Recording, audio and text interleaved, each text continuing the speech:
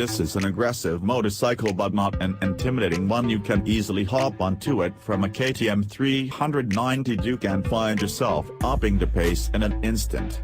Of all the Yamaha 900s, it has the Mount 09 that delivers the most out of its inherently good chassis.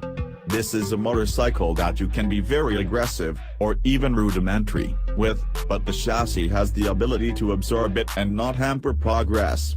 It loves being banked into corners, and there is a sense of confidence to its stride that helps you push your riding limits.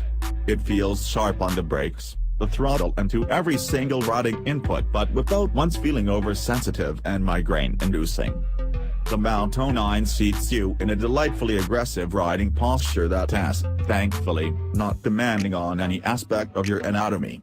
It looks futuristic, but to my eyes, there's a sense of beauty in it, and it has a modern, edgy air that gels with the performance it unleashes. The Mount 09 loves to wheelie as much as it does to slide. This is a motorcycle you can ride like a proper hooligan, not that you should, on the road, all the while assured it has the hardware to counter the byproducts of overzealous riding styles. With the 193 kilograms curb weight, it's decently light. However, in reality, it feels even lighter than it is. It feels admirably progressive under acceleration, and while it lacks the unapologetic punch of, say, an MV Agusta Brutale 800, it would rather let you ride fast in a natural way than have you spend all day trying to tame it. It tasks sharp on the brakes, too, and feels planted and very communicative at all times. The letter is priceless on a motorcycle this potent. At Tars 10.8 Lock X showroom, the Mount 09 makes for a great proposition, and there is no doubt about how good a motorcycle it is.